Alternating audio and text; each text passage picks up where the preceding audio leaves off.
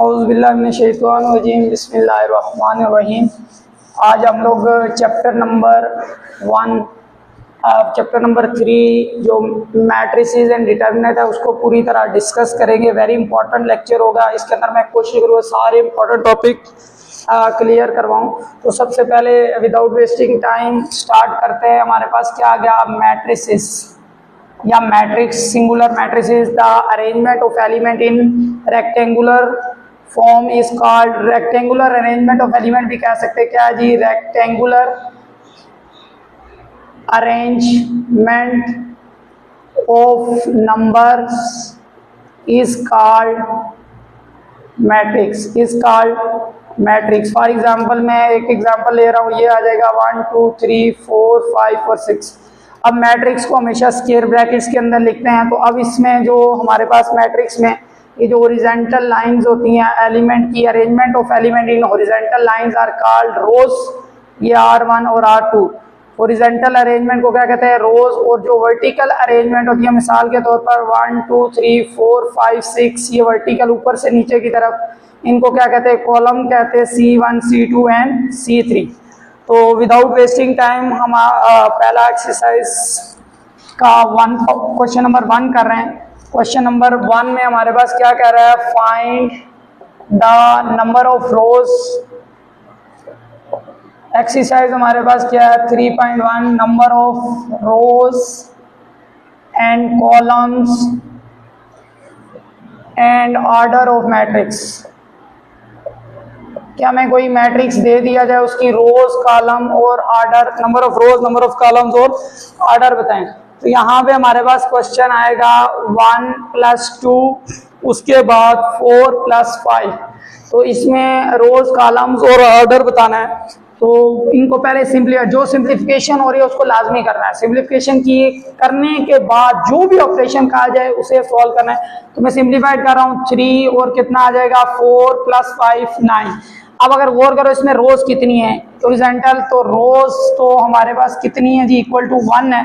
Columns कितने हैं, मैं दोबारा मिटा रहा हूँ, कॉलम एक कॉलम ये ऊपर से नीचे की तरफ कॉलम्स, तो हमारे पास कॉलम्स इक्वल टू कितना आ गया, 2। तो जो इसका ऑर्डर ऑफ मैट्रिक्स है, इसका फार्मूला होता है बड़ा आसान सा, order of matrix is equal to row by column, यानी 1/2, 1/2। तो पहला पार्ट ओके हो गया होगा। अब इसी के साथ पार्ट बी सॉल्व करवा रहा हूँ। हमारे पास क्या जाएगा, A + S 0 0 D + S। तो इसमें भी बताना है जी, रोज बतानी है, रोज कितनी है चेक करो, 2 रोज हैं। कॉलम्स कितने हमारे पास, इज इक्वल टू वर्टिकल कर लो 2। तो ऑर्डर क्या होगा, रोज बाय कॉलम, 2/2 आ गया। अब इसी का पार्ट सी सॉल्व करेंगे। तो यहाँ इस तरह का जो क्वेश्चन होता है बच्चे गलत कर जाते हैं। अब पहले मैंने बताया अगर ऐड हो रहा है तो ऐड, अब ये तो ऐड नहीं हो सकता था इसीलिए छोड़ दिया। इसको पहले सॉल्व करो तो ऑलमोस्ट 0.71 समथिंग इस तरह के कैलकुलेटर यूज कर। अब ये देखो तो बच्चे क्या कहते हैं, इसका देखते हैं ऑर्डर, 2 रोज और 1 कॉलम। तो अब इसका ऑर्डर क्या होगा, रोज कितनी है, सिर्फ एक ही एलिमेंट है, रोज इज इक्वल टू 1। और हमारे पास कॉलम इक्वल्स टू कितने हैं जी, एक ही है, तो कॉलम 1। तो जो ऑर्डर होगा 1/1, ऑर्डर क्या हो गया 1/1। इसी तरह लास्ट डी पार्ट, तो हमारे पास क्या आ जाएगा, 4 + 2 × 1 + 5। ये क्वेश्चन है डी पार्ट। तो मैं इसको सॉल्व करो, पहले इसको सिंप्लीफाइड कर लो, 4 + 2 1 = 2 + 5। तो सॉल्व करने के बाद ऑर्डर करना है, 4 + 2 6 और कितना आ जाएगा, 11 आ गया। तो इसका ऑर्डर क्या आ जाएगा, row equal to 1, column equal to 1। तो ऑर्डर क्या आ जाएगा, order equal to 1/1, order equal to 1/1। उसके बाद क्वेश्चन 2 की तरफ जाएंगे। क्वेश्चन 2 में हमारा नया सल्लो स्टार्ट हो रहा है, वेरी इंपॉर्टेंट सल्लो है, इक्वल मैट्रिक्स। इक्वल मैट्रिक्स, ठीक है। इक्वल मैट्रिक्स क्या होते हैं, two matrices A and B are said to be equal if they satisfy two conditions.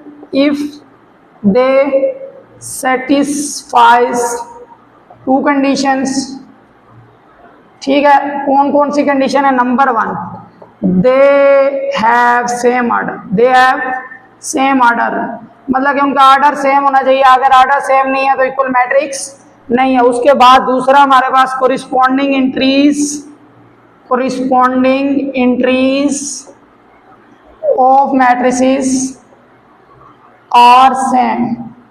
मैं एग्जांपल देता हूं इसकी, कि मिसाल के तौर पर ये 1 0 0 1, एक और मैट्रिक्स, ये ए मैट्रिक्स मैंने खुद से एग्जांपल दी, बी मैट्रिक्स, तो हमारे पास क्या आ जाएगा 0 1 1 और 0। तो क्या ये दोनों मैट्रिक्स इक्वल है? नजर भी आ रही इक्वल नहीं है, लेकिन किस तरह आप मैथ में लॉजिक, अगर इसका ऑर्डर देखा जाए, इसका ऑर्डर भी 2 रोज, इधर भी ऑर्डर 2 कॉलम, तो इसका ऑर्डर क्या है 2 बाई 2 है, और इसका ऑर्डर भी क्या है 2 बाई 2 है, यानी कि 2 रोज और 2 कॉलम है, ऑर्डर तो इनका सेम है। ठीक है, अगर इनका ऑर्डर सेम है तो दूसरी कंडीशन क्या थी? कोरिस्पॉन्डिंग एंट्री, इसकी पहली एंट्री इसके पहले के बाद। अब यहाँ पे पहली एंट्री 1 है, इधर कितनी है 0 है, तो ये बराबर नहीं है। कोई एक सिंगल एंट्री भी इक्वल ना हुई तो इक्वल नहीं है। Corresponding entries are not equal, so A is not equal to B matrix. तो इसका जो पार्ट है क्वेश्चन 2, ये खुद कोशिश ट्राई करना है पहले, इसके बाद मैं भी कुछ पार्ट करा दूंगा उसमें से।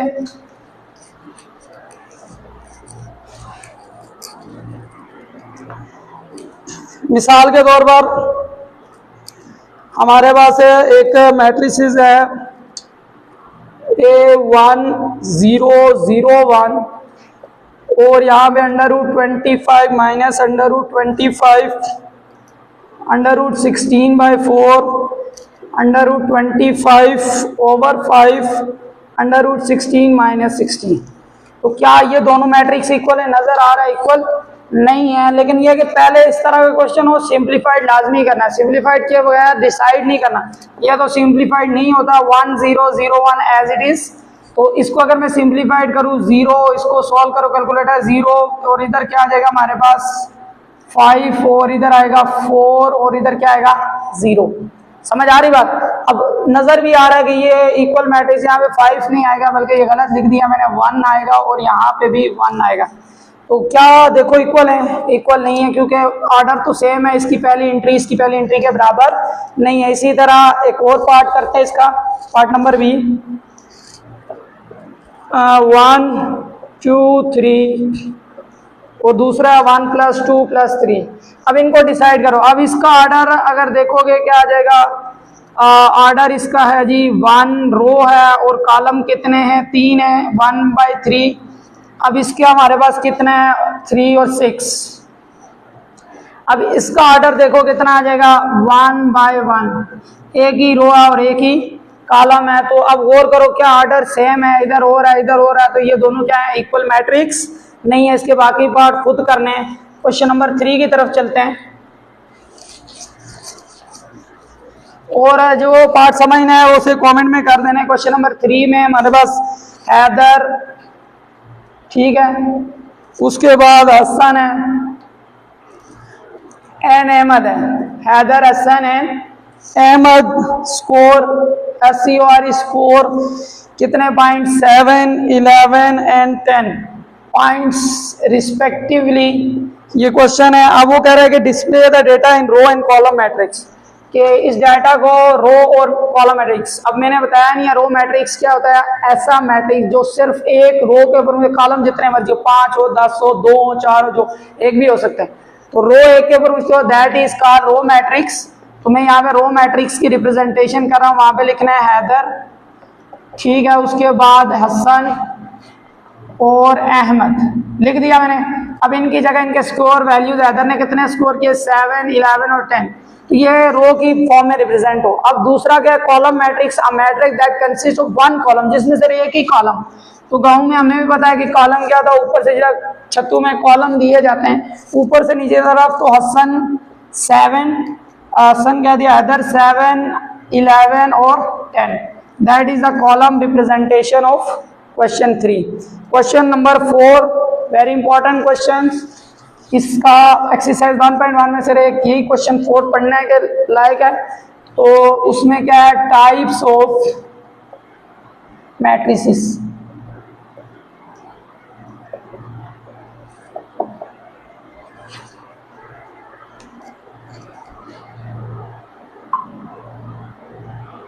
अब यहाँ पे टाइप्स ऑफ मैट्रिसेस को हम लोग डिस्कस करेंगे। सबसे पहली जो टाइप्स ऑफ मैट्रिसेस है दैट इज स्क्वायर मैट्रिक्स, ठीक है। उसके बाद दूसरी जो मैट्रिक्स की टाइप्स है रेक्टेंगुलर मैट्रिक्स, उसके बाद रो और कॉलम ऑलरेडी डिस्कस कर चुके हैं। उसके बाद डायगोनल मैट्रिक्स, उसके बाद डायगोनल मैट्रिक्स की स्पेशल टाइप है स्केलर मैट्रिक्स, और आखिर में हमारे पास क्या है जी, स्केलर मैट्रिक्स की स्पेशल टाइप है आइडेंटिटी मैट्रिक्स। मैं वन बाय वन डिस्कस करता हूँ, फिर इस क्वेश्चन को खुद ही देख लेना है। तो व्हाट इज स्क्वायर मैट्रिक्स? जिससे स्क्वायर के बारे में हमें पता है, स्क्वायर इस तरह की चीज है जिसकी तमाम साइडें इक्वल होती है। तो यहाँ पे भी मैट्रिसेस में अगर रोज की तादाद बराबर हो जाए, number of rows is equal to number of column, that is called square matrix. मिसाल के तौर पर ये मैंने एग्जाम्पल ली 1 2 3 और 4, तो ये एक मैट्रिक्स है, ये स्क्वायर मैट्रिक्स है। क्यों? इसमें रोज की तादाद कितनी है? 2 R1 R2। और अगर कॉलम देखे जाए ऊपर से नीचे की तरफ C1 और C2, 2 रो और 2 कॉलम है। तो इस तरह जहां पे रोज और कॉलम की तादाद बराबर है उसको क्या कहते हैं? Square matrix. और जहां पे number of rows not equal to number of column, तो उसको क्या कहते हैं? Rectangular matrix. जो स्क्वायर नहीं होती वो रेक्टेंगुलर होता है। मिसाल के तौर पर मैं एग्जांपल ले रहा हूँ 1 2 3 4 5 और 6। इसमें रोज देखो क्या आ जाएगी, ये भी रो है, ये भी रो है, तो ये R1 और ये आ गया R2। कॉलम देख लो C1 C2 C3, तो ये सामने नजर। अब इसमें रोज 2 हैं, कॉलम 3 है। अब जिसमें रोज और कॉलम की तादाद बराबर हो that is called rectangular matrix. अब हमारे पास तीसरा आता है diagonal matrix. What is diagonal? Rectangle matrices के अंदर ये जो फॉर एग्जांपल ये जो एलिमेंट होते हैं इनको डायगोनल एलिमेंट या प्राइमरी या प्रिंसिपल डायगोनल, और ये दूसरा जो होता है सेकेंडरी होता है, वो हम बड़े लेवल पे इसको डिस्कस करेंगे, लेकिन छोटे लेवल पे सिंपल प्राइमरी। अगर हमारे पास ये जो एलिमेंट्स हैं डायगोनल के अंदर, ये हमारे पास ना जीरो ना, लेकिन इसके अलावा जितने बाकी एलिमेंट्स हों वो जीरो हों, तो वो क्या होगा? Diagonal matrix. अब ये होता है कि पूरी तरह ये जीरो ना हो, मिसाल के तौर पर ये भी हो सकता है, ये भी एक डायगोनल मैट्रिक्स की एग्जांपल है, ठीक है। इसके अलावा ये भी एक डायगोनल मैट्रिक्स की एग्जांपल है, यानी कि डायगोनल के एलिमेंट के अलावा बाकी जितने एलिमेंट हो तमाम के तमाम जीरो, लेकिन डायगोनल के तमाम एलिमेंट जीरो। 1 2 हो सकते हैं, तमाम के तमाम एलिमेंट जीरो ना हो, तो मेरे हिसाब से डायगोनल एलिमेंट्स क्लियर हो गया। अब डायगोनल एलिमेंट्स की एक स्पेशल टाइप है that is called scalar matrix. ये जो डायगोनल के एलिमेंट्स हैं ये सेम, मतलब जो इधर है वही इधर हो। अब इस तरह का जो मैट्रिक्स है, मिसाल के तौर पर ये आ जाएगा 2 0 0 2, और इसके अलावा A0 0 1। अब इस तरह का जो मैट्रिक्स है इनको क्या कहते हैं हम लोग? स्केलर मैट्रिक्स कहते हैं। क्या कहते हैं हम लोग? Scalar matrix. आखिर में हमारे पास आ गया आइडेंटिटी मैट्रिक्स। ये देखो आइडेंटिटी मैट्रिक्स स्केलर की एक स्पेशल टाइप्स है कि हमारे पास अगर ये 1 1 हो, डायगोनल एलिमेंट्स क्या हो? 1 1 हो, that is called identity matrix. इसका एक और नाम भी है, यूनिट मैट्रिक्स भी कहते हैं इसको। एक और रह गई है नल मैट्रिक्स या जीरो मैट्रिक्स। कौन सा मैट्रिक्स? नल मैट्रिक्स या जीरो मैट्रिक्स। ऐसा मैट्रिक्स जिसके तमाम के तमाम एलिमेंट्स इक्वल टू क्या हो?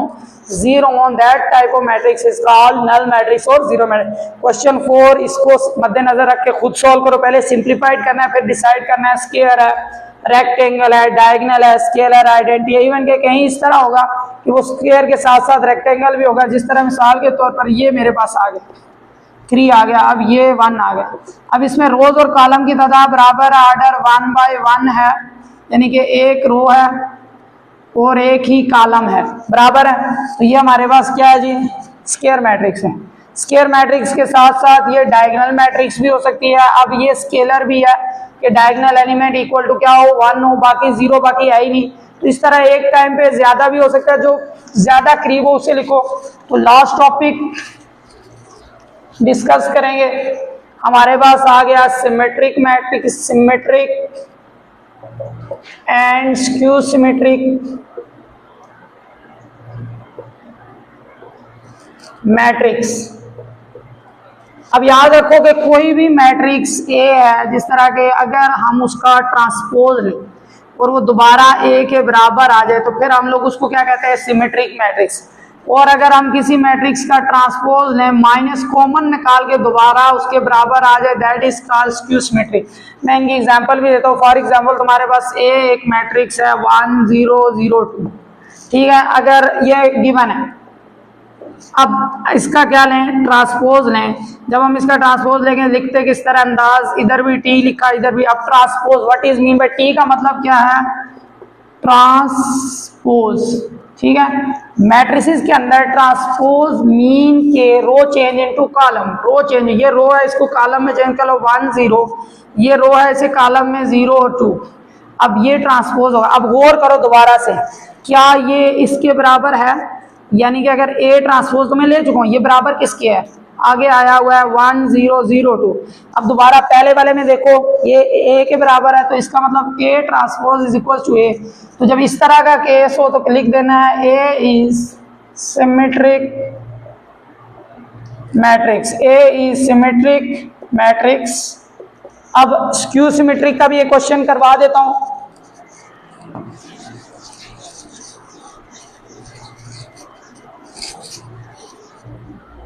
बुक से क्वेश्चन कर लेते हैं स्क्यू सिमेट्रिक। जिस तरह के मैं एग्जांपल लिख रहा हूँ, बी पार्ट है तो ये है 0 9 -9 0, तो अब इसका ट्रांसपोज लो, ये इधर भी ट्रांसपोज लो, इधर भी ट्रांसपोज लो, 0 9 -9 और 0, ये ट्रांसपोज। ट्रांसपोज का मतलब क्या है, रो चेंज इनटू कॉलम, ये इधर से 0 9 -9 और 0, ठीक है। क्या ये इसके बराबर है, पहले तो ये देख लो, बराबर हुआ तो सिमेट्रिक हो जाएगा, लेकिन बराबर नहीं है क्योंकि यहाँ पे -9 है, यहाँ पे 9 है, तो इसके लिए अगर मैं इसे माइनस को, अब मैट्रिसेस में अगर किसी एक से निकालेंगे सबके साइन 0 तो प्लस में भी 0। मैंने क्या बताया कि मैट्रिसेस में अगर कॉमन निकाल रहे हैं या मल्टीप्लाई करें, सबसे मल्टीप्लाई या कॉमन निकालेंगे, 0 0 में -9 की जगह +9 हो गया, ये +9 गया, -9 और 0 आ गया। अब अगर इसको देखो -1, ये जो बराबर है ये किसके बराबर है, तो ये हमें गिवन है जी b के बराबर है। तो जब ये केस है यानी b = -b, तो फिर क्या देना है, सो b is skew symmetric matrix, skew symmetric matrix. तो ये पहली एक्सरसाइज हमारी एंड होगी। आई होप सो के क्लियर होगा, आखिर तक वीडियो देखनी है। दूसरी और तीसरी एक्सरसाइज पेपर के लिहाज से इम्पोर्टेंट। अब यहाँ देखो एक्सरसाइज 3.2 पहला क्वेश्चन है ये, find x y and z if possible, mention reason if not possible, के x y और z की वैल्यू निकाले पॉसिबल। ये याद रखो कि दो मैट्रिसेस इक्वल कब होती हैं, जब उनके ऊपर दो कंडीशन सेटिस्फाई, नंबर 1 उनका ऑर्डर सेम होता है। और करो इस पर में भी एक ही रो है, ये दोनों रो मैट्रिक्स ऑर्डर तो सेम, उसके बाद कोरिस्पॉन्डिंग एंट्री सेम है। ये वेरिएबल की फॉर्म में हो तो कोरिस्पॉन्डिंग एंट्री ये बेसिकली सेम ही होगी, क्योंकि ये अननोन है, हमें पता नहीं है। तो x इज इक्वल टू क्या हो जाएगा 2 और y इज इक्वल टू क्या हो जाएगा 9, यानी पहले को पहले के बराबर कर दो, दूसरे को दूसरे के।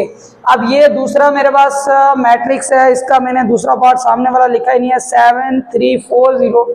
मैं थोड़ा सा इधर लिख देता हूँ, इक्वल टू 7 3 4 0, ये आ गया, मैं भूल ही गया। अब यहाँ पे अगर गौर करो सिंपल ऑर्डर तो दोनों का सेम है, इधर भी 2/2 है, 2 रो 2 कॉलम यहाँ पे। अब एंट्री देखो 4 = 4, ये भी सेम है।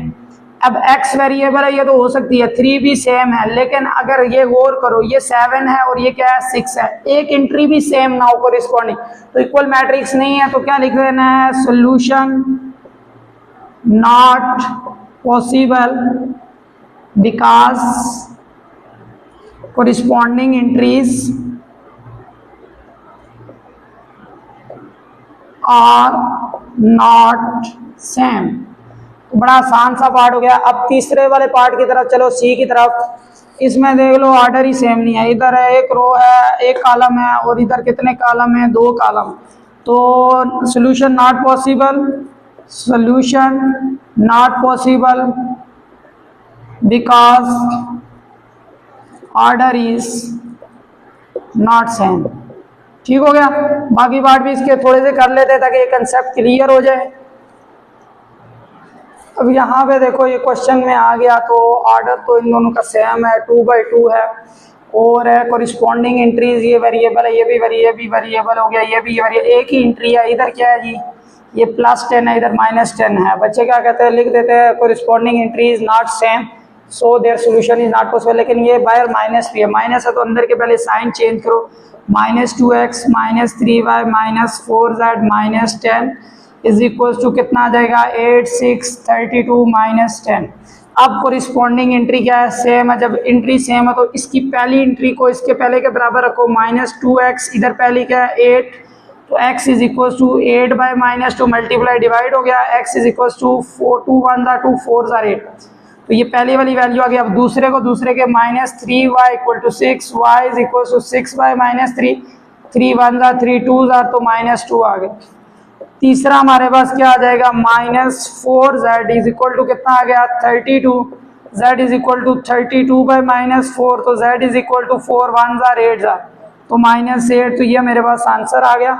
अब इसमें देख लेते हैं, हमारे पास ये x और 3 इसका तो कंपैरिजन नहीं हो रहा, ये भी y और 6 नहीं हो रहा, लेकिन एक एंट्री ये 6 है 6 है, इसका मतलब ये इक्वल मैट्रिक्स है। तो फिर x इज इक्वल टू इधर पहले को पहले के बराबर रख लेना, x is equal to 3 -2, y equal to -6, y is equal to -6 by -2, 2 1 2 3 6, अब 6 6 तो नहीं है, अब x प्लस वाई ऑलरेडी निकाल चुके हैं, z के बराबर है, इधर x प्लस वाई इसकी फोर्थ एंट्री इसके बराबर है is equals to z। x की जगह वैल्यू कितनी है जी 3, y की जगह भी 3, तो z is equal to 3 plus 3 is equal to 6 आ गया। तो ये हमारे पास एक्सरसाइज 3.2 क्लियर होगी।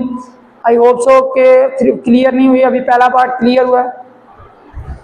अब यहाँ में देखो additive inverse of the following निकालना है। पहले हम डिस्कस कर चुके हैं पहले चैप्टर में क्या एडेटिव इनवर्स क्या होता है, जहाँ पे भी last additive inverse sine change कर रहे हैं तो इसका additive inverse sine change -t, तो इधर भी चेंज करना है, -5 माइनस है तो +6 हो जाएगा, -1 आ गया। इसी तरह यहाँ पे additive inverse -a is equal to -5 -3 2 और -6, तो ये हमारे पास क्या आ गया एडेटिव इनवर्स आ गया। आई होप सो के क्लियर होगा। इसके बाद question number 3 addition of matrices से रिलेटेड है कि हमने फॉर एग्जांपल मेरे पास क्वेश्चन नंबर 3 में क्या करा है एडिशन ऑफ मैट्रिसेस के if a is equals to हमारे पास क्या 5 3 -2 6, b इज इक्वल टू हमारे पास क्या है 10 8, उसके बाद -8 और 6। तो अब ये फाइंड करें, मिसाल के तौर पर ये मैं एक एग्जांपल खुद से लिख रहा हूँ 2a + 1/2b और c मैट्रिक्स भी लिख लेते हैं, कितना आ जाएगा 15 6 0 -12 और आ जाएगा हमारे पास -1/3c। तो अब हम लोगों ने इसको सॉल्व आउट करना है। क्वेश्चन हमारे पास बड़ा सिंपल सा काम है, 2a की वैल्यू कितनी है 5 3 -2 6 + 1/2, b की वैल्यू कितनी है हमारे पास 10 8 -8 6 -1/3c 15 6 0 -12। अब इन वैल्यूज को अगर लिख लो 2 के साथ सबको मल्टीप्लाई करो, 2 5 10 2 3 6 2 2 4 2 6 12। अब 1 के साथ 1/2 के साथ भी हर एक को मल्टीप्लाई करो, 10 मल्टीप्लाई 1/2 8 मल्टीप्लाई 1/2 -8 मल्टीप्लाई 1/2 6 मल्टीप्लाई 1/2, फिर इसको मल्टीप्लाई करो, माइनस अभी इधर ही है 15 मल्टीप्लाई 1/3 6 मल्टीप्लाई 1/3 0 मल्टीप्लाई 1/3 -12 मल्टीप्लाई 1/3। तो इसको सिंप्लीफाइड किया तो सिंप्लीफाइड नहीं हो रहा, 10 6 -4 12 प्लस अब ये 2 1 2 5 10, तो 5 2 1 2 4 ये आ जाएगा -4 और 3 माइनस इसकी वैल्यू 3 5 15 3 1 3 2 6 2 0 और ये आ जाएगा -4। अब यहाँ देखो मैट्रिसेस को कब ऐड कर सकते हैं, ये चीज़ याद रखनी है कि दो मैट्रिसेस को हम लोग ऐड कब कर सकते हैं, जब उनका ऑर्डर सेम हो, वरना हम उनको ऐड नहीं कर सकते। तो अब ऐड करना किस तरह है, तो अगर ऐड को देखोगे इसकी पहली एंट्री इसकी पहली एंट्री और इसकी पहली एंट्री को सॉल्व करना है। आगे 10 इधर साइन क्या है +5 इधर साइन -5, ये पहली आ गई। फिर इधर दूसरी एंट्री आएगी 6 +4 और -2 6 + 4 इधर हमारे पास आएगी -4 क्या आ जाएगा -4 -0, उसके बाद ये एंट्री आ जाएगी 12, इधर चौथी एंट्री क्या है 3 + 3 साइन +4 तो इसको सॉल्व कर लो, ये और ये कट गया, कितना आ जाएगा 10 आ जाएगा, 6 4 10, 2 निकाले कितना आ जाएगा 8 और -8 15 और 4 19।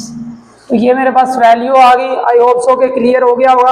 अब इसमें एक क्वेश्चन और है, प्रॉपर्टीज वगैरह है, वो मैं बता देता हूँ। जैसे कम्यूटेटिव प्रॉपर्टी क्या होता है कि अगर हम मैट्रिसेस को आगे पीछे करके प्लस करें तो कोई फर्क नहीं पड़ेगा। मतलब पहले ए रखें बाद में बी रखें, फिर बी पहले रख लें ये बाद में, इससे कोई नहीं फर्क पड़ेगा। तो that is called commutative property of matrices, property of matrices. इसी तरह जो एसोसिएटिव प्रॉपर्टी एडिशन के हिसाब से, विद रिस्पेक्ट टू एडिशन मैं भूल गया, A plus B plus C, A plus B plus C. अब ये दूसरी property that is called associative property of matrices with respect to addition. तो उसमें ब्रैकेट चाहे तो इधर लगा लो 2 के साथ, अब इधर पहले 2 के साथ गया, इधर दूसरे और तीसरे, दिस इज कॉल्ड एसोसिएटिव। तो कोई अपने से मैट्रिसेस लेके तुम लोग इसको वेरीफाई कर सकते हो, left side is equal to right hand side आ जाएगी। अब हमारे पास क्वेश्चन है एक प्रूफ वाला, very important question, question number 7। तो क्वेश्चन नंबर 7 में क्या कह रहा है कि मैट्रिसेस अपनी मर्जी से ले रहा है, show that A transpose B transpose is equal to A plus B का ट्रांसपोज, कि left side is equal to right hand side. तो मैं अपनी मर्जी से कोई 2 मैट्रिसेस ले लेता हूँ। मिसाल के तौर पर एक मैट्रिक्स ले लेता हूँ 1 2 3 4, बी एक मैट्रिक्स ले लेता हूँ 5 3 1 6। तो हमने उसको वेरीफाई करना है पहले लेफ्ट हैंड साइड।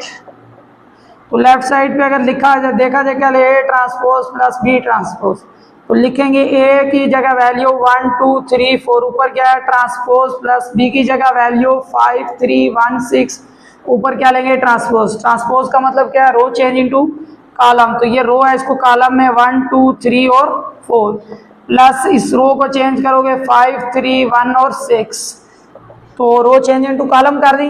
अब ऐड करना है किस तरह, इसको पहले 1 जमा 5 कितना आ जाएगा 6, 3 plus 1 4, 2 plus 3 5, 4 plus 6 10।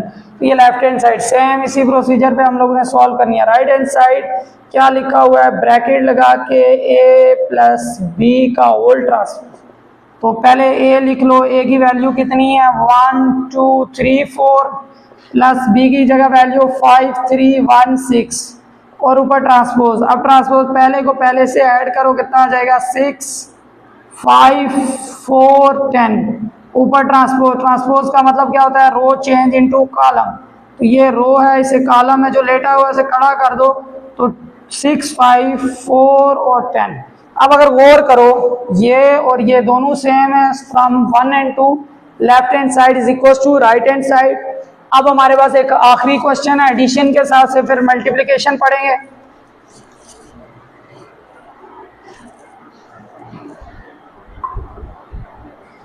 Very important question है, इसमें z की वैल्यू फाइंड करनी है। क्वेश्चन नंबर 8 है बुक का। अब ये मल्टीप्लाई हो रहा है, मल्टीप्लिकेशन मैंने पहले बताया कि मैट्रिसेस में जब भी मल्टीप्लिकेशन हर एक एंट्री के साथ होती है, तो इसको करोगे 4 5 are 20, 10 4 are 40 minus 5z is equal to, इसको इससे मल्टीप्लाई करो 45 5 are, तो 45 5 are कितना होता है 225 अंडर रूट 225, और ये आ जाएगा 25। मल्टीप्लाई कर लिया अंदर रूट, तो यहाँ पे आ जाएगा 20 40 minus 5z is equal to, ये आ जाएगा 15 और 5। अब ये प्लस हो रहा है, इधर जाके क्या हो जाएगा माइनस हो जाएगा 15 5 माइनस 20 और 40। तो जब हम माइनस करेंगे कितना आ जाएगा, 15 में से माइनस 5 और माइनस 35। मल्टीप्लाई हो रहा है, 5 इधर आके डिवाइड हो जाएगा। जब डिवाइड होगा ऊपर वाले के साथ अलग, नीचे वाले के साथ अलग डिवाइड हो जाएगा, तो क्या आ जाएगा 1 और 5 7 are 35। ये z की वैल्यू, इसका v पार्ट खुद कर लेना है। इसके बाद जो हमारा अगला टॉपिक है मैट्रिक्स मल्टीप्लिकेशन है, वेरी इंपॉर्टेंट क्वेश्चन है। Matrix multiplication. अब ये जो मैट्रिक्स मल्टीप्लिकेशन है कि 2 मैट्रिसेस मल्टीप्लाई कब होंगी, जिस तरह ऐड में मैंने बताया कि 2 मैट्रिसेस का अगर ऑर्डर सेम है तो वो ऐड हो सकती है, इसी तरह 2 matrices two matrices are comparable for multiplication if rows of first matrix is equals to column of second matrix, column of second matrix। तो अगर ये इक्वल नहीं है तो मैट्रिसेस मल्टीप्लाई नहीं कर सकते। मिसाल के तो मैं एक एग्जांपल दे रहा हूँ कि मेरे पास ये मैट्रिसेस है 1 2 है, ए मैट्रिक्स कह लो, और इसमें हमारे पास बी एक मैट्रिक्स है 1 3। तो क्या ये दोनों मल्टीप्लाई हो सकते हैं? मैंने लिखा गया है कि रोज ऑफ फर्स्ट इक्वल होने चाहिए। अब इसमें रोज कितनी है? पहले की रोज देखो कितनी है जी, इक्वल टू 1 है। दूसरे के कॉलम्स, इसके कॉलम कितने हैं? C1 और C2। तो रोज 1 है, कॉलम दूसरे के कितने हैं जी? 2 है। ये दोनों आपस में बराबर नहीं है, तो ये मैट्रिसेस आपस में मल्टीप्लाई नहीं हो सकती। तो इसका मतलब ये हुआ कि फर्स्ट और कब मल्टीप्लाई होंगे? मैं इसकी एक एग्जांपल दे रहा हूँ। ए एक मैट्रिसेस है 1 2 3, बी एक मैट्रिसेस है 3 4 5। अब यहाँ देखो मैंने बताया रोज ऑफ फर्स्ट, पहले में रोज कितनी है? 1, column of second, column of second एक ही है, बराबर है, तो मैट्रिक्स मल्टीप्लाई होंगे। अब मल्टीप्लाई करने के बाद एक नया मैट्रिक्स बनेगा, व्हाट इज ऑर्डर, तो उसको किस तरह मल्टीप्लाई करेंगे उसको समझते हैं। क्वेश्चन मैं बुक से ले रहा हूँ कि हमारे पास क्या आ जाएगा। फॉर एग्जांपल एक मैट्रिक्स है, पहला पार्ट है कि हमारे पास मेंशन ऑर्डर इफ पॉसिबल 1 0 0 1 और मल्टीप्लाई 5 और 3। अब क्वेश्चन 9 में क्या कह रहा है? ये क्वेश्चन नंबर 9 है कि mention the order of indicative product where possible, के जो आंसर आएगा उसका ऑर्डर बताए। डायरेक्ट भी कर सकते हैं, लेकिन फिलहाल मैट्रिक्स। अब यहाँ देखो इसमें रोज कितने?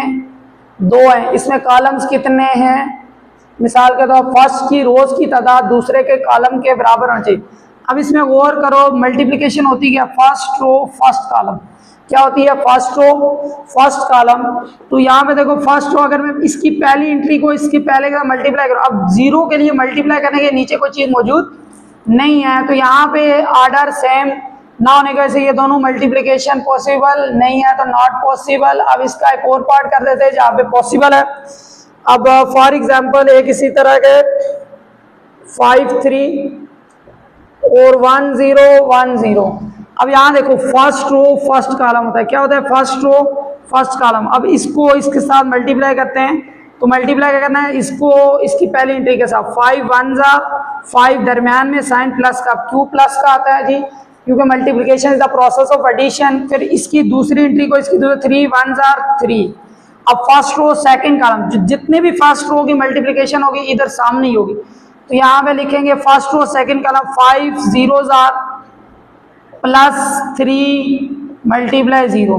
अब कोई और रो है नहीं, तो यहाँ पे आ जाएगा 5 + 3 8, 5 0 जा 0 3 0 जा 0, तो ये आंसर आ गया। अब ये हम डायरेक्टली भी बता सकते थे इसका ऑर्डर क्या है। मिसाल के तौर पर ये मेरे पास बी पार्ट है कि इसका ऑर्डर हमारे पास किसके बराबर था? अगर इसका ऑर्डर देखो, पहले वाले का क्या ऑर्डर था जी? 1/2। दूसरे का ऑर्डर क्या था? 2/2। ये दरमियान वाला कैंसिल हो जाता है, जो नया मैट्रिक्स बनेगा अगर ये सेम हुआ तब मल्टीप्लाई होगा, सेम ना हुआ तो मल्टीप्लाई नहीं होगा। तो जो नया बनेगा उसका ऑर्डर क्या होगा? 1/2 होगा। इसको चेक करो, 1/2 आ गया। इस तरह के बहुत से पार्ट है। एक पार्ट और करते हैं थोड़ा सा डिटेल में ताकि ये समझ आ जाए। मैं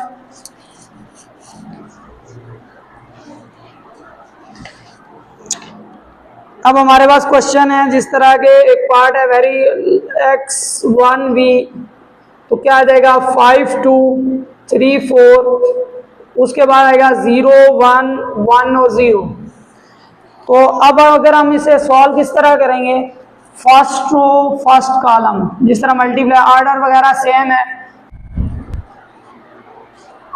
बिस्मिल्लाहिर्रहमानिर्रहीम। कुछ 3.2 के क्वेश्चंस कर रहे थे हम लोग, क्वेश्चन नंबर 10 करेंगे अभी। हमने इसमें क्वेश्चन पहला पार्ट है क्वेश्चन नंबर 10 एक्सरसाइज 3.2। तो उसमें find A and B. A B का मतलब दरमियान में कोई साइन ना हो, किसका होता है, मल्टीप्लिकेशन का साइन हो गया। तो हम लोग ए की वैल्यू पहले लिखेंगे, मल्टीप्लाई बी की वैल्यू लिखेंगे 2 1 0 और 3।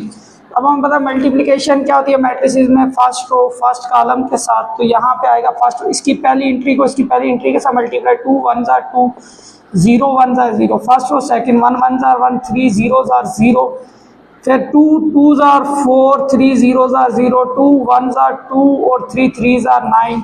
तो नेक्स्ट हमारे पास वैल्यू क्या आ जाएगी, 2 1 4 11। ठीक हो गया, ये हमने ये भी निकाला। इसी तरह बी ए निकालने के लिए कहा हुआ है, बी पहले रखना है 2 1 0 3 मल्टीप्लाई ए की वैल्यू 1 0 2 और 3। तो रूल वही है, फर्स्ट रो फर्स्ट कॉलम, इसकी पहली एंट्री को इसके पहले 2 1 क्या आ जाएगा हमारे पास, 2 2 1 अगेन 2, फिर 2 0 0 प्लस 3 1 3। अब सेकेंड रो फर्स्ट का 0 1 0 3 2 6। अब ये सेकेंड रो सेकेंड कॉलम 0 0 0 3 3 9। तो अब हमने मल्टीप्लाई कर लिया 4 3 6 9। अब गौर करो, क्या ये दोनों बराबर हैं, तो क्या लिख देना है, so A B is not equal to B A. अब ये याद रखना है, मैट्रिसेस में मोस्टली ए बी और बी ए बराबर नहीं था, लेकिन बहुत से केसेस आते हैं जिनमें ये बराबर भी होते हैं। तो उसमें चेक करेंगे, मेरे हिसाब से क्वेश्चन क्लियर हो गया होगा। अब हमने क्वेश्चन नंबर इसका 10 का पार्ट 2 करना है, जिसमें हमने ए सी और सी ए चेक करना है, ए सी एंड सी, और फिर वही क्वेश्चन है check whether they are equal और नॉट। तो यहाँ पे हमारे पास ए सी में पहले फाइंड कर लेता हूँ, ए पहले है 1 0 2 3 मल्टीप्लाई सी, सी की वैल्यू कितनी है 3 0 -2 1। तो यहाँ पे आएगा फर्स्ट रो फर्स्ट कॉलम 1 3 हमारे पास आएगा 3 0 2 0, उसके बाद 1 0 0 0 1 0, उसके बाद सेकेंड रो फर्स्ट कॉलम 2 3 6 3 2 6, अब 2 0 0 3 1 3। तो इन वैल्यूज को चेक करोगे 3 0 0 3 यार। अब सी ए में हम लोग क्या करेंगे, सी पहले लिखेंगे, सी की वैल्यू कितनी है 3 0 -2 1, और ए की वैल्यू बाद में है तो 1 0 2 और 3 मल्टीप्लिकेशन वही फर्स्ट रो फर्स्ट कॉलम 3 1 हमारे पास क्या आ जाएगा 3 2 0 0। ठीक है, अब 3 0 0 प्लस 0 3 0, 2 1 -2 और 1 2 2, 2 0 0 और 3 1 3। अब वैल्यूज होगी 3 0 0 और 3 बराबर हैं, तो क्या लिखना है, so A C is equals to C A equal है। अब इसी क्वेश्चन के ऑलमोस्ट 10 पार्ट्स हैं, उनमें से मैं कुछ सेलेक्टिव भी करवाऊंगा। तो एक और पार्ट है जिसमें क्या कह रहा है, find A square and B square. मुझे नहीं पता कौन सा पार्ट है, लेकिन है कोई पार्ट, फॉर एग्जांपल 4 है, ए स्क्वायर मालूम करे, बी स्क्वायर मालूम करे, सी स्क्वायर। मैं सिंपल ए स्क्वायर करवाऊंगा। हमें पता है ए स्क्वायर किस तरह आता है, ए को अगर ए से मल्टीप्लाई करे तो ए स्क्वायर आता है, इसी तरह बी को बी से मल्टीप्लाई तो ए स्क्वायर 1 0 2 3 मल्टीप्लाई 1 0 2 3।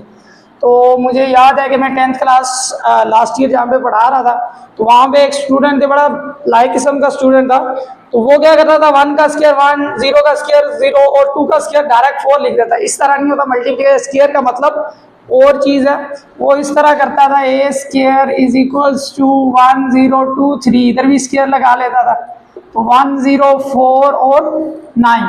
तो ये गलत होता है, इस तरह नहीं होता। मल्टीप्लिकेशन का जो मैट्रिसेस पे ये चीज़ इम्प्लीमेंट नहीं होती। तो यहाँ पे आएगा किस तरह, फर्स्ट रो फर्स्ट कॉलम 1 1 1 2 0 0 1 0 0 0 3 0, अब 2 1 2 3 2 6 2 0 0 3 3 9।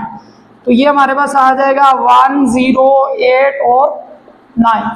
आई ऑल्सो के क्लियर है। इसी तरह बी स्क्वायर भी निकालना है, सी स्क्वायर भी। इसमें एक वेरी इंपॉर्टेंट पार्ट है जो हम लोग डिस्कस करेंगे एट द लास्ट है, कि शो दैट, ये पार्ट बहुत इंपॉर्टेंट है, 10वां पार्ट है, कि शो दैट, पेपर के लिहाज से भी, show that A B transpose is equal to B transpose A transpose.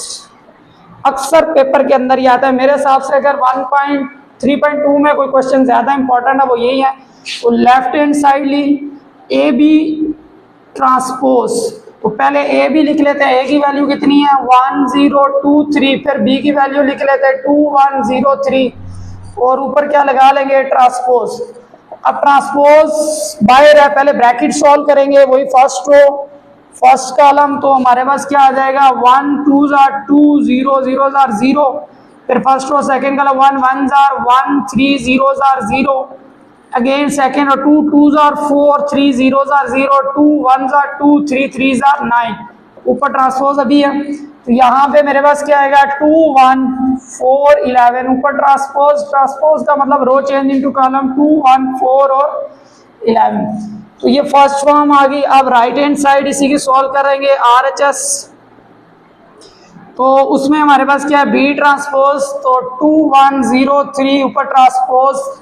Next हमारे पास ए ट्रांसपोज क्या देगा 1 0 2 3 ट्रांसपोज। अब ट्रांसपोज पहले ले लेना है, तो ये मैं पीछे लिख देता हूँ बी ट्रांसपोज और ए ट्रांसपोज। तो यहाँ पे रो चेंज इनटू कॉलम 2 1 0 3, इधर भी आएगा 1 0 2 3। अब मल्टीप्लाई करेंगे फर्स्ट रो फर्स्ट कॉलम 2, ये फर्स्ट रो इधर से फर्स्ट कॉलम, इसकी पहली integral 2 1 2 0 0 0, first row second column 2 2 4 और 0 3 0। नेक्स्ट हमारे पास 1 1 1 3 0 0, उसके बाद 1 2 2 3 3 9। तो यहाँ पे जो वैल्यू आएगी 2 4 1 11, तो ऊपर चेक कर सकते हैं। So left hand side is equal to right hand side 3.2 clear होगी। अब जो नेक्स्ट एक्सरसाइज है उसको डिस्कस करेंगे 3.3। मोस्टली हम मैट्रिसेस से रिलेटेड सारे टॉपिक क्लियर कर चुके हैं, बस 2-3 टॉपिक्स हैं उनको करेंगे।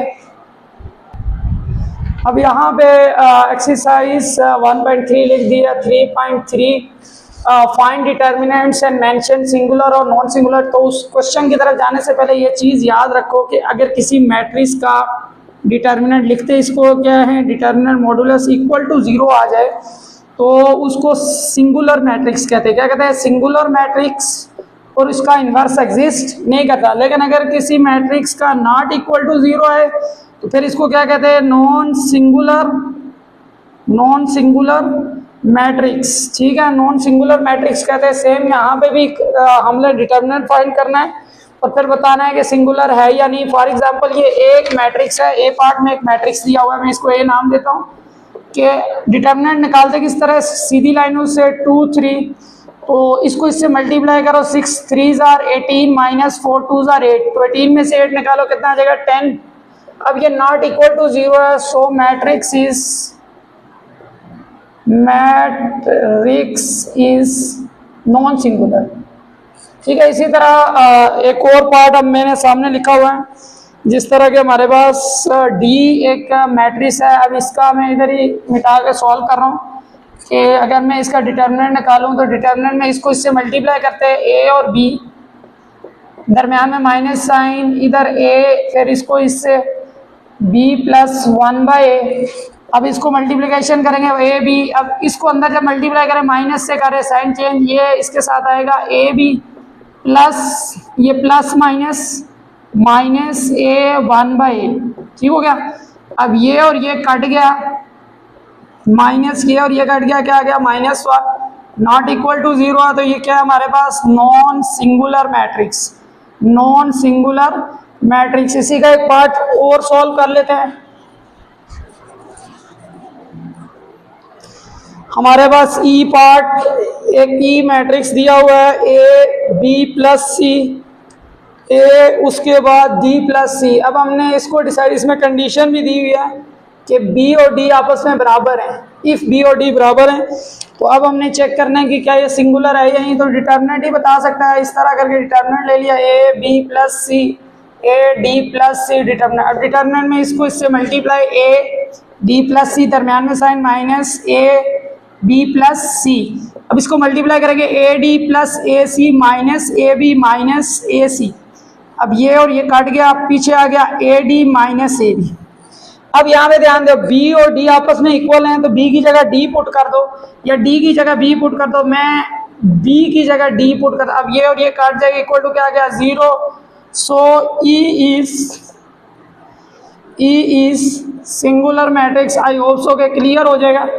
अब इसका पार्ट बी है,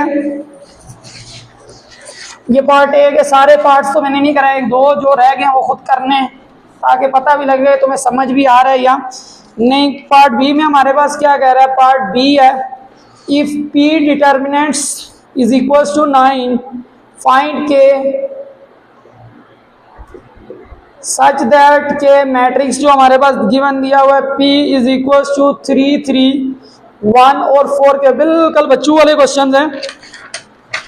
अब यहाँ देखो P का डिटर्मिनेंट लिया, क्योंकि वैल्यू डिटर्मिनेंट की गिवन है तो P का डिटर्मिनेंट इधर भी डिटर्मिनेंट 3 3 1 4 के। अब डिटर्मिनेंट इसकी वैल्यू कितनी है 9। अब इसको इससे मल्टीप्लाई करो, 3 4 12 के माइनस 3 1 3।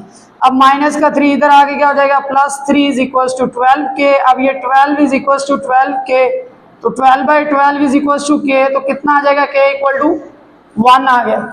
इसी तरह एक पार्ट और है, वेरी इंपॉर्टेंट पार्ट कह सकते हो कि अगर if P determinant is equals to 3 and adjoint, ये अभी तक पढ़ा नहीं है हमने एडजॉइंट, लेकिन ये याद रखो कि किसी भी मैट्रिक्स का सिंपल डिटर्मिनेंट और उसके एडजॉइंट का डिटर्मिनेंट या उसके इनवर्स का डिटर्मिनेंट, ये सारे के सारे क्या होते हैं आपस में इक्वल होते हैं। ये प्रॉपर्टी आ गया, हम इसको प्रूव भी करेंगे।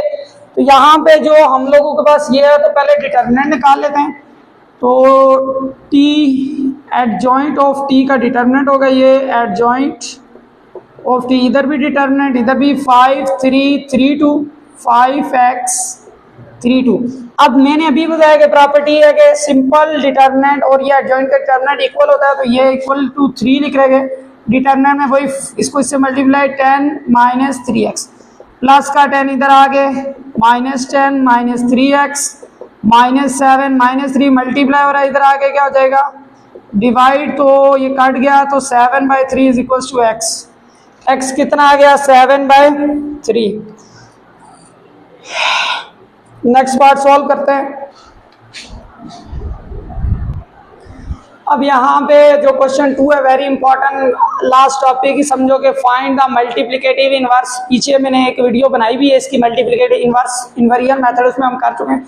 लेकिन ये चीज़ याद रखो कि जो मल्टीप्लिकेटिव इनवर्स है ओनली स्क्वायर मैट्रिक्स के लिए एग्जिस्ट करता है। रेक्टेंगल मैट्रिक्स का मल्टीप्लिकेटिव इनवर्स नहीं निकाल सकते। स्क्वायर मैट्रिक्स क्या होता है जिसमें रो और कॉलम की तादाद सेम हो, और उस पर भी शर्त यह है कि उसका डिटर्मिनेंट 0 ना हो।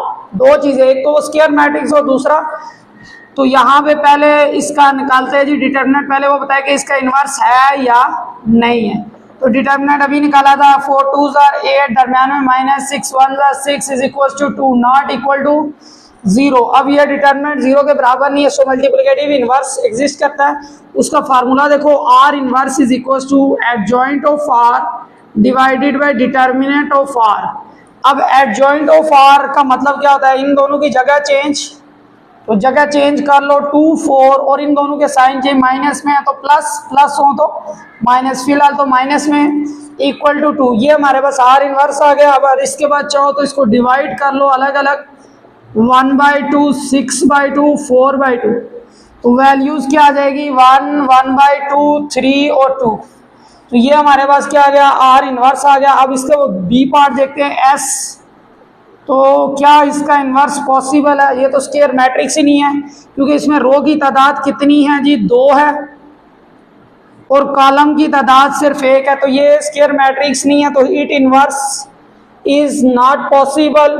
अगेन टी वाला कर रहे हैं क्वेश्चन नंबर पार्ट एस के बाद टी की बारी है। तो यहाँ पे देखो टी स्क्वायर है, तो फिर इसका डिटर्मिनेंट निकाल लेते हैं 50 और 4। अब इसको इससे मल्टीप्लाई करो, 25 4 100 माइनस 50 को 100 equal to 0। So it is singular matrix and its inverse is not possible. It inverse is not possible. मैंने बताया था शुरू में क्वेश्चन स्टार्ट में कि इन्वर्स होने के नंबर 1 स्क्वायर होना चाहिए, स्क्वायर मैट्रिक्स। नंबर 2 उसका डिटरमिनेंट इक्वल टू 0 नहीं होना चाहिए, 0 है तो इन्वर्स पॉसिबल नहीं है। अब इसका u पार्ट करेंगे तो u भी डिटर्मिनेंट है, निकालते हैं पहले है या नहीं है। तो x प्लस 1 y प्लस 1 और इक्वल टू, अब इसको इससे मल्टीप्लाई करोगे तो y प्लस 1 माइनस दरम्यान में साइन x प्लस 1, तो इसको मल्टीप्लाई करो xy plus x minus xy minus y, तो ये और ये कट गया x माइनस y। अब उसने कहा हुआ है कंडीशन x और y बराबर है तो इसकी जगह y पुट कर देता हूँ, y minus y equal to 0। So it inverse is also not possible. तो इनवर्स वाला हमारा ये पार्ट क्लियर हो। इसके बाद 2 क्वेश्चन है इनवर्स के जो बहुत बहुत इंपॉर्टेंट है। एक तो ये वाला क्वेश्चन है, show that R inverse R या R inverse is equal to I, एक ये पार्ट है। उसके बाद जो दूसरा पार्ट है हमारे पास, शो दैट के AB inverse is equal to B inverse A inverse. ये 2 पार्ट बहुत बहुत इंपॉर्टेंट हैं। इनके साथ मेरे हिसाब से इनवर्स में अगर पेपर में देगा तो ये 2 पार्ट देगा, तो वेरी इंपॉर्टेंट पार्ट है। तो पहले वाला क्वेश्चन कर रहे हैं, मैं R मैट्रिक्स खुद से एक लिख लेता हूं जो बुक में दी हुई है। तो R एक मैट्रिक्स दी हुई है 4 1 माइनस 6 और 2, और हमने ये शो करना है। मैं एक ही साइड शो करवाऊंगा, बाकी दूसरी तुमने खुद करनी है। तो पहले तो R इनवर्स निकालना है, फिर R और R इनवर्स को मल्टीप्लाई करके दरम्यान में कोई साइन नहीं। तो R इनवर्स का फार्मूला क्या, adjoint of R divided by determinant of R। Adjoint क्या होता है, इन दोनों की जगह चेंज किया जाएगा, 2 4 साइन चेंज माइनस 1 प्लस 6, इन दोनों के sign change. Divided by determinant क्या आ जाएगा, 4 1 माइनस 6 और 2। तो अब ये मेरे पास आया 2 माइनस 1 6 4, नीचे आ गया डिटर्मिनेंट 4 2 8 प्लस 6 माइनस माइनस, मैं डायरेक्ट सॉल्व कर रहा हूं तो यहाँ पे आ जाएगा 2 माइनस 1 6 4 डिवाइडेड बाय नीचे क्या आ गया 14 आ गया, नीचे क्या आ गया 14 आ गया। अब ये R इनवर्स जब आ गया तो मैं लेफ्ट साइड की तरफ आता हूँ। लेफ्ट हैंड साइड क्या लिखा हुआ है, R इनवर्स R। तो पहले R इनवर्स की वैल्यू 2 माइनस 1 6 4 नीचे 14 इंटू R, इनको मल्टीप्लाई करो, R की वैल्यू क्या है 4 1 माइनस 6 और 2। तो मल्टीप्लाई कर रहे हैं, मल्टीप्लिकेशन वैसे ही फर्स्ट रो फर्स्ट कॉलम, तो इसको इसके साथ मल्टीप्लाई करो, 4 2 कितना हो जाएगा 8 6 1 6, second row first row second 2 1 2 और 2 1 2, नीचे देखो 6 4 24 और 6 4 24 माइनस 6 1 6 4 2 8 और नीचे कितना है 14 है। अब मैं थोड़ा सा इस साइड पे लिख रहा हूँ, उधर से नजर नहीं आता। ये आ जाएगा जी 14 0 0 14, नीचे है जी 14, तो ये आ जाएगा 14 बाय 14 0 बाय 14 0 बाय 14 और 14 बाय 14। तो अब ये आ जाएगा जी 1 0 0 1, that is identity matrix. Same इसी तरह से दूसरे में क्या करना है, राइट साइड पे क्या करना है, R पहले रखना है, R इनवर्स बाद उन दोनों को मल्टीप्लाई करना है, तो ये आंसर आ जाएगा। तो ये मेरे हिसाब से क्लियर हो चुका है। अब नीचे क्वेश्चन है, इसमें भी हमने वैसे ही करना है, पहले ए बी को मल्टीप्लाई करना है, फिर इनवर्स लेना है, जो आंसर आ जाएगा फिर इधर अलग से बी का इनवर्स निकालना है, ए का, फिर दोनों को मल्टीप्लाई। तो दोनों क्या होने चाहिए, बराबर होने चाहिए, left hand side is equal to right hand side. अब नेक्स्ट हमारे पास पोर्शन है क्वेश्चन नंबर 4, ये क्वेश्चन नंबर 3 है। ये वाला जो क्वेश्चन है ये क्वेश्चन 3 है, ये खुद करना है मल्टीप्लाई करके। क्वेश्चन नंबर 4 है हमारे पास, व्हाट इज रिलेशन उमंग A determinant A inverse determinant adjoint of a determinant if a is equals to 5 7 2 3। अब ये आसान सा क्वेश्चन है, हम पहले भी इसको डिस्कस करेंगे, इक्वली होते हैं सारे तो निकाल लेते हैं। पहले a का डिटर्मिनेंट निकालते हैं, तो हमारे पास क्या आ जाएगा जी 5 7 2 3 डिटर्मिनेंट आ जाएगा 5 3 आर 15 7 2 आर 14 इक्वल टू 1। फिर एडजॉइंट ऑफ ए का डिटर्मिनेंट निकालते हैं। एडजॉइंट क्या होता है, इन दोनों की जगह चेंज 3 5 इन दोनों के साइन -7 -2 5 3 आर 15 डिटर्मिनेंट दरम्यान में minus minus minus plus 14 equal to 1। अब आ गया इनवर्स। इनवर्स का फार्मूला वही होता है एडजॉइंट डिवाइडेड बाय, तो मैं एडजॉइंट कर ले तो पहले ये क्या आ जाएगा inverse adjoint of A formula होता है डिवाइडेड बाय डिटर्मिनेंट ऑफ ए। तो एडजॉइंट ऑफ ए मेरे पास क्या आया हुआ है जी, ये वाली इक्वेशन 3 5 -7 -2 डिवाइडेड बाय डिटर्मिनेंट हमारे पास क्या है 1 है। तो ये ए इनवर्स आ गया। क्या है जी ए इनवर्स 3 -7 -2 5। अब अगर गौर करो मैं इसका भी डिटर्मिनेंट ले लेता हूँ, A inverse is equal to 3 -7 -2 5। तो डिटर्मिनेंट लेना चाह रहे हैं, ये इधर भी डिटर्मिनेंट इधर भी डिटर्मिनेंट, इसको मल्टीप्लाई का 15 -14 equal to 1।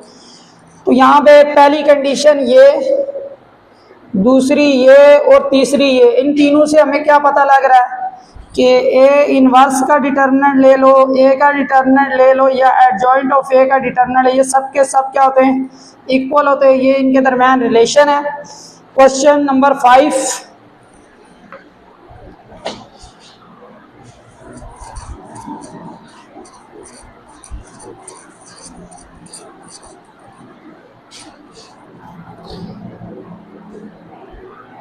Right these matrix system.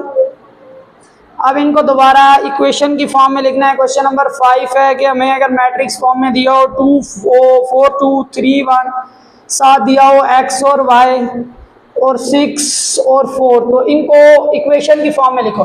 बड़ा आसान काम है, फर्स्ट रो फर्स्ट कॉलम से मल्टीप्लाई करो, इसकी पहली एंट्री को इसकी पहली एंट्री के साथ मल्टीप्लाई करेंगे 4x plus 2y is equal to क्या आ जाएगा 6, इसको second row first 3x plus Y is equal to 4। ये हमारे पास क्या आ गई जी इक्वेशंस आ गई। इसके बाकी पार्ट सारे इसी तरह खुद सॉल्व करने हैं। इसमें मैं एक पार्ट और करा रहा हूँ, सेकंड पार्ट खुद कर लेना है। थर्ड पार्ट देख लो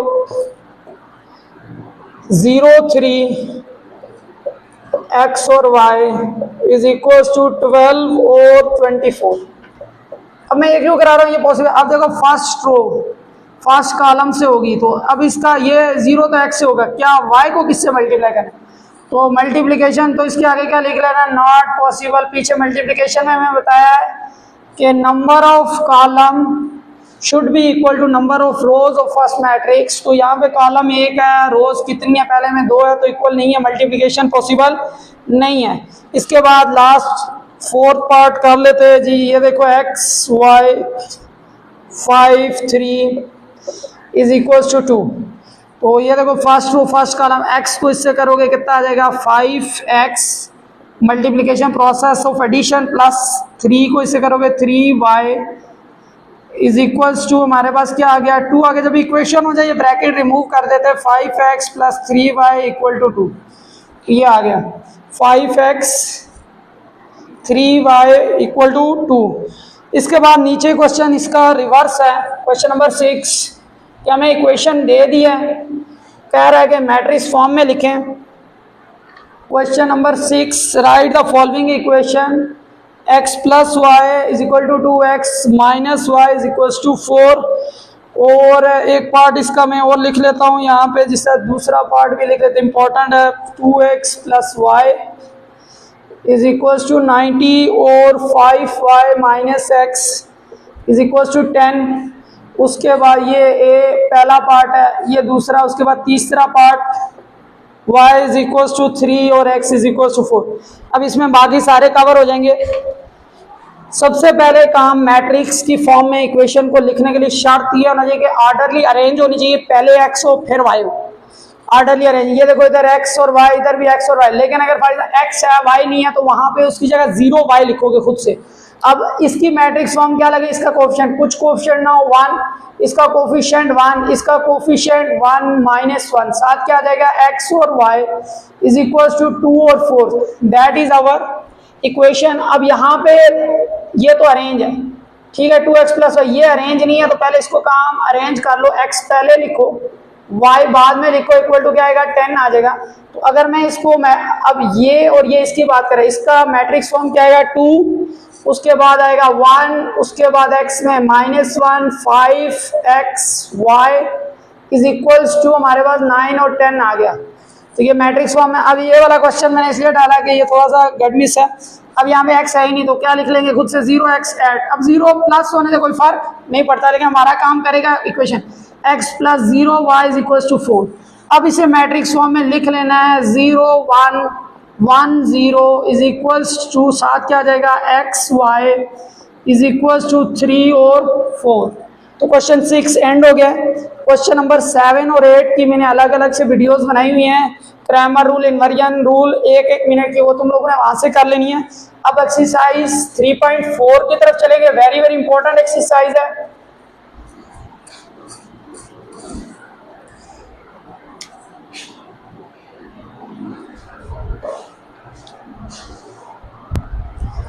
अब यहाँ पे देखो, the matrix of coefficient is equal to, ये दो मेरे पास कोफिशिएंट मैट्रिक्स दी हुआ है, वो कह रहा है सिंगुलर है। पहले इसे मैट्रिक्स फॉर्म में लिखेंगे 5 -4, उसके बाद 10 माइनस के साथ लिखेंगे x और y इज इक्वल टू 30 और 60। अब सिंगुलर कौन सी मैट्रिक्स होती है जिसका डिटरमिनेंट इक्वल टू क्या हो 0? तो इसको a कहते हैं, इसको x और इसको b। तो a का डिटरमिनेंट निकालो 5 -4 10 माइनस के आ जाएगा। अब इसको किसके बराबर रख रहा है 0, क्यों? क्योंकि हमें सवाल में दिया हुआ है सिंगुलर है। तो इसको इससे मल्टीप्लाई करेंगे -5 के प्लस 40। अब ये -5 के इधर आ गए, +5 के 40 के इज इक्वल टू 40/5, तो 8 आ जाएगा। तो ये एंड हुआ। अब एक्सरसाइज 3.4 उनकी भी इक्वेशन मैं बनाऊंगा, वेरी वेरी इंपॉर्टेंट एक्सरसाइज है, बाकी आगे तुम लोगों ने खुद सॉल्व करना है। Exercise 3.4 question number 1। अब यहाँ पे एक्सरसाइज 3.4 क्वेश्चन नंबर 1 है, from the two acute angles of a right angle triangle. ये याद रखो, what is mean by acute angle, वो एंगल जो 90 से कम होते हैं उनको एक्यूट एंगल कहते हैं। तो राइट एंगल ट्रायंगल, अब राइट एंगल में एक एंगल तो 90 है, दूसरे एक्यूट है, दोनों 90 से कम है, एक 80 10 हो सकता है, 60 30 हो, हमें तो नहीं पता। तो पहले तो उन एक्यूट एंगल को लेट कर लेना है, let x and y are acute angles of right angle triangle. अब एक इक्वेशन बनानी है कि sum of angle of triangle, कोई भी ट्रायंगल है उसके तमाम एंगल का सम हमेशा क्या होता है 180। तो यहाँ पे x प्लस वाई 2 हो गए, तीसरा राइट है और राइट क्या होता है 90 के बराबर इक्वल टू 180। अब ये प्लस हो रहा है, इधर जाके क्या हो जाएगा माइनस हो जाएगा। तो x plus y equal to 90 degree, ये पहली इक्वेशन आ गई। यहाँ तक आई होप सो कि क्लियर होगा। दूसरी इक्वेशन बनाने के लिए थोड़ा सा टेक्निकली करना है कि one angle is 10 less than the other. मिसाल के तौर पर ये 10 और 20, 10 कम है 20 से। अब मैं इन दोनों को इक्वल करना चाहता इक्वेशन में, तो मेरे पास दो चॉइसेस है कि या तो मैं ये जो कम वाला है इसमें 10 जमा कर दूं तो 20 इक्वल होगा, या फिर जो ज्यादा वाला उससे कम निकाल दूं। तो मैं कम वाले को फॉर एग्जांपल मैं कहता हूं जो कम है वो x है, तो x में मैं अगर 10 जमा कर दूं तो वो बराबर हो जाएगा किसके, दूसरे के y के। तो ये दूसरी इक्वेशन है, प्लस वाई इधर आगे माइनस वाई, ये प्लस का 10 इधर आगे -10। अब इन दोनों को लिख के क्रैमर रूल से खुद सॉल्व करना है। वीडियो में ऑलरेडी क्रैमर रूल की बना चुका हूँ। क्वेश्चन 1 ओके हो गया।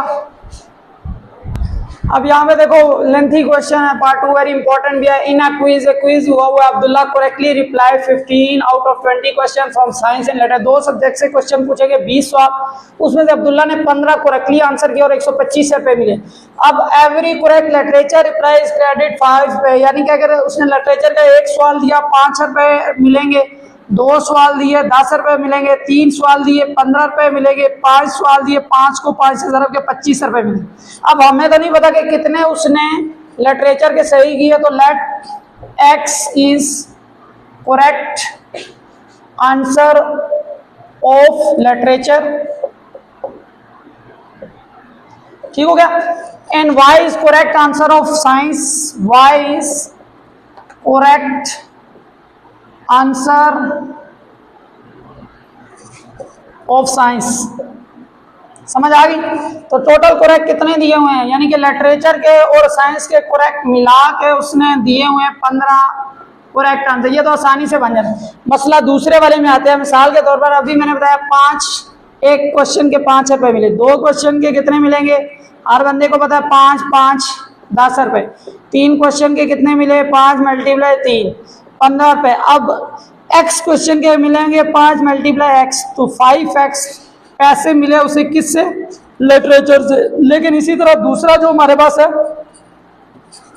कि जो उसने रिप्लाई किए साइंस से, उसके 10 रुपए एक सवाल के, 20 रुपए 2 सवालों के, 30 रुपए 3 सवालों के, तो y सवालों के क्या जगह 10y, और टोटल पैसे उसने कितने क्रेडिट किए 125। आई होप सो के क्लियर हो चुका होगा। तो ये हमारा क्वेश्चन नंबर 2 था। इसके बाद आगे खुद सॉल्व कर। अब यहाँ पे है कि if Asad bought 3 notebooks and 2 books and paying Rs 600 and Imam bought 4 notebooks and 1 book and pay 550 रुपये, तो what is the price of 1 notebook and 1 book।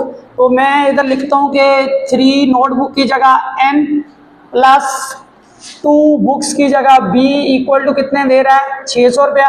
अब दूसरे इमाम की बारी है, उसने कितनी नोटबुक्स खरीदी 4 नोटबुक्स n, और 1 बुक 1 ना लिखो b लिख दो, इज इक्वल टू 550। अब इसको आगे क्रैमर रूल से सॉल्व करना है ना। आई होप सो कि क्लियर हो चुका होगा। क्वेश्चन नंबर 4,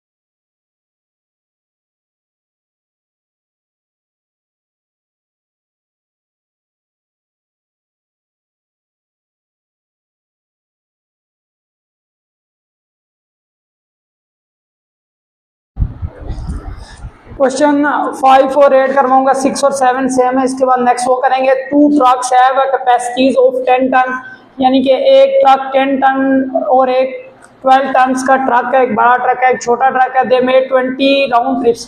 अब मिसाल के तौर पर अगर 10 टन वाला ट्रक अगर एक चक्कर लगाएगा तो 10 टन ट्रांसफर करेगा, 2 चक्कर लगाएगा तो 20 टन ट्रांसफर करेगा, 3 चक्कर लगाएगा तो 30 टन। लेकिन अगर x चक्कर लगाएगा तो क्या आ जाएगा 10x हो जाएगा। तो ये 10x लोड शिफ्ट करेगा कौन, एक ट्रक, और दूसरा सीधा 12y। तो पहले तो लेट कर लेते हैं, let x is round made by 10 ton truck हो गया, and y is round made by 12 ton truck और ट्रक। ठीक है। अब टोटल उन्होंने राउंड कितने मारे हुए हैं, ये देखो टोटल राउंड, यानी कि 10 वाला और 12 दोनों ने मिलकर मारे हुए हैं 20 राउंड्स। अब मिलके जो वजन उन्होंने शिफ्ट किया 226 टन, तो 10x वजन शिफ्ट किया किसने, 10 टन ट्रक ने, और 12y वजन शिफ्ट किया किसने, 12 टन ट्रक ने, और मिलके 226। इसके ऊपर हम लोगों ने इनवेरिएंट रूल लगा लेना है। अब उसके बाद आ गया पेरीमीटर ऑफ रूट एक रेक्टेंगुलर शेप गेम टाइप होती है। तो रेक्टेंगल में हमें पता है एक उसकी लेंथ होती है और एक उसकी क्या होती है, विड्थ होती है। तो जो पेरीमीटर ऑफ रेक्टेंगल होता है वो होता है सम ऑफ ऑल साइड्स। तो पेरीमीटर अगर लेट उसकी लेंथ x है, फिर पेरीमीटर सम कर लो y plus x plus y।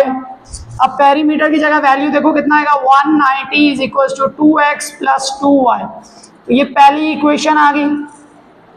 The width is 1/4 of length, के विड्थ क्या होगी। अब इनमें से फॉर एग्जांपल ये विड्थ है, width is equal to 1/4 of length, यही होता है ना 1/4 ऑफ लेंथ। तो मैं इधर लिख रहा हूँ width y is equal to 1/4x, ये डिवाइड इधर आके multiply 4y is equal to x, ये प्लस का उधर जाके क्या आ जाएगा माइनस इक्वल टू 0। तो ये हमारे पास दो इक्वेशन बन गई कि इनके ऊपर क्रैमर इनवेरिएंट रूल लगाओ, आंसर निकालो। दो पार्ट्स रह गए, लास्ट हमारा चैप्टर एंड हो चुका है।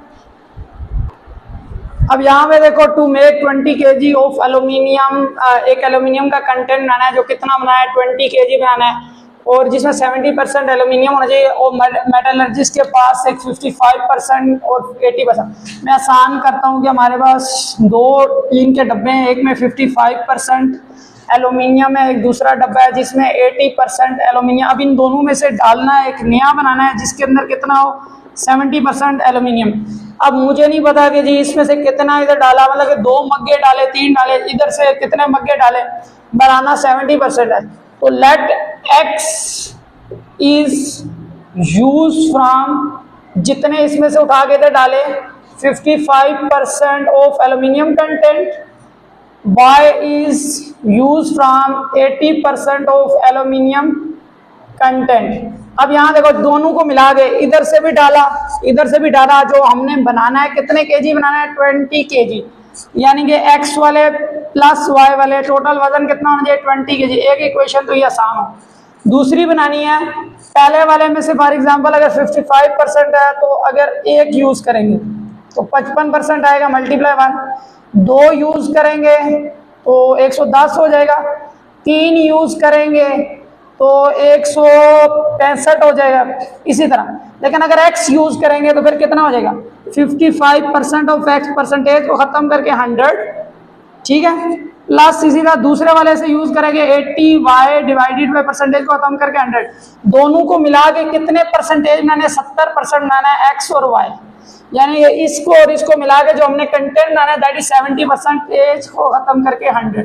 अब 0 से 0 ये कट गया, 55x plus 80y is equal to 70x plus y। अब इसको थोड़ा सिंप्लीफाइड कर लो, 55x प्लस 80y इधर ही है, 70x प्लस 70y उठा के उधर ले जाओ, 70x minus 55x plus 70y minus 80y is equal to 0।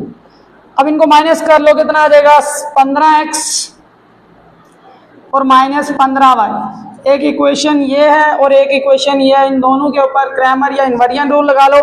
Last question, I hope so कि ये यूजफुल हो।